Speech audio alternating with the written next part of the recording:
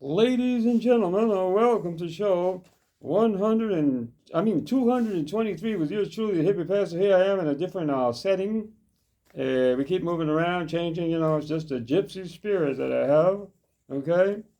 As you may have noticed in the title of this show, 223, it's called The Penis of God. We're going to discuss right now a little bit about the penis of God. Okay, and it says we were made, in Genesis chapter 1, verse 26, I believe, in the image of God. So if we were made in the image of God, male and female created he them in the image of God. So female were also created in the image of God. So the female goddess, Holy Spirit, as otherwise known as, has a vagina, right? She has tits, breasts, arms, feet, nose, ears, in the image of God. And Holy Father, right? We were created, he has just like a man, right? He's a male, she's a female, he's a male. And, he has a penis, testicles, prostate, everything we have. We were created in the image of God.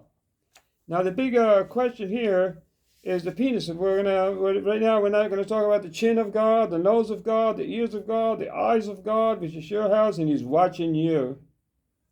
The penis of God, okay? Let's focus on that for a minute. If you don't, okay. Is God have a penis as a decoration, a heavenly decoration, or is it a useful tool? Is it a tool or is it a decoration? Does he use it? Does he use his penis? I suppose if you want to be honest and non-religious about it, I think God, in a hypocritical sense, I think God uses his penis. Why would he just have it as a decoration, a lovely heavenly decoration, right? And it must be a nice looking penises for those penis lovers, those penis lovers out there. Probably the penis of God is the most beautiful penis. I'm not into penises myself. I'm more of a vagina man. But, if you're into penises and you like their shape and you worship them and etc. Probably God has the most beautiful penis in the entire existence of life, right? And I'm sure he doesn't have it as a lovely decoration. I'm sure he uses it with the female goddess, right? And he indulges in sexual pleasures because he created sexual pleasures which are holy. Sexual pleasures, my friend, are holy. And God in his wisdom through the sexual pleasures, brought about the miracle of procreation. Multiplication is the name of the game. Isn't that funny? He made, all species to multiply. He made the event so pleasurable that they can't stop doing it. Even the insects, I've seen insects doing it, lizards, lions, dogs, parakeets, birds, human beings. Everybody's doing it because it's such an intense pleasure.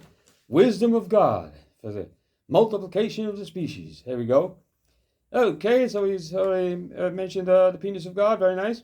Now, I'm going to read you a little poem. I don't know who wrote this poem, but it's such a beautiful poem that I would like to share with you. Here it goes. Here goes a hippie pastor reading a poem that nobody knows who wrote.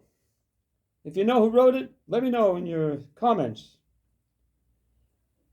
Over uncharted sea, to their heart's desire, do the men of faith set sail, while the beaten men walk with fearful hearts along life's beaten trail. Men of faith will challenge both men and Satan's wrath, but the beaten men will compromise and walk the beaten path. Beaten roads are for beaten men as they walk with measured tread. With tuneless souls they move along to dwell among the dead. But men of faith climb unscaled walls and sail uncharted sea. They dare to cross convention's bounds to set the captives free. Isn't that beautiful? I've been learning a lot of lessons lately on that, like a great philosopher and weightlifter said, in life, if you want to make progress, it's okay to look back. You want to look back as much as you want, but charge forward. Keep charging forward. And I was going through some situations in my life, in my personal life, in my walk with God, that I wasn't, it wasn't so much about looking back. It was more about listening to my doubts and fears about what was lying ahead. Fear of failure, doubts, that everything's going to go wrong, that it's not going to work, that it's going to be a total disaster. My launching forward, like launching out. I found myself in a situation where I was launching out into the deep blue waters, right? I was throwing myself off a cliff, so to speak. And so I was, attacked by all these doubts and fears of complete disastrous failure. And I remember that quote by this famous weightlifter and philosopher and good man, philosopher. So I interpret it my own way, Listen to your doubts, listen to your fears, but keep charging forward. Keep charging forward, keep moving forward. Listen to your doubts. And then I'm reminded of the story of David versus Goliath. Don't tell me, fear is not bravery is not the absence of fear. It's facing your fear. So I'm sure when young David was going to fight the great giant and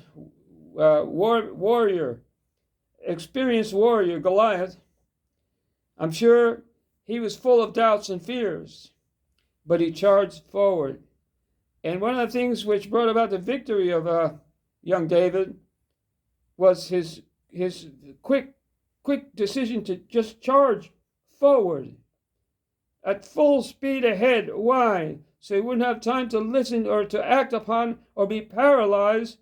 Listen, yes, but to be paralyzed and to act upon his fears and doubts, he just started running forward toward the greatest of all fears, Goliath, who promised to feed his bones to the dogs and chop off his head. An experienced warrior, a giant. David ran, and this, confused the giant. The giant didn't know what to think. He said, this guy must be totally out of his sensible mind. He's crazy. Why, he's running toward me. I'm going to kill him. He's just a child. He's just a teenager. I'm going to slaughter this little mother effer.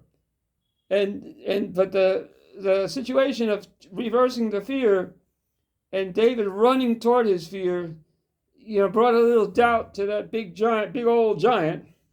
And then, the rest of the story, David pulls out a rock, good with the slingshot, and knocked that mother effer down to the ground. Must have been like a little earthquake, when that big thing fell. So David did this by running toward his fear, by charging forward, in spite of the thoughts of failure and horrible thoughts of disaster, which was in his brain, speaking to him. He charged forward. Isn't that a beautiful story? A lot of nice stories in the Old Testament. I don't buy it all. I don't think that the Philistines were necessarily the bad guys. I think there's good and bad in every religion. The problem is that Israel did not accept other people's or respect other people's religious beliefs. If they didn't believe as them, they were to be slaughtered. So now that's the Judeo-Christian culture. The Christians jumped on the Jewish bandwagon. The Jewish people were so nice that they let the Christians have their own Bible, the Old Testament, to promote their history around the world. You know what I'm saying? So that's called the Judeo-Christian culture, where they believe that the Jews were God's special children, which baloney. God's special children is everybody. Yellow, black, brown, everybody. Okay? The whole planet is God's special children. I love you with a love that characterizes my personality, and I must be gone for now. Stay tuned for the next show. I love you. Bye.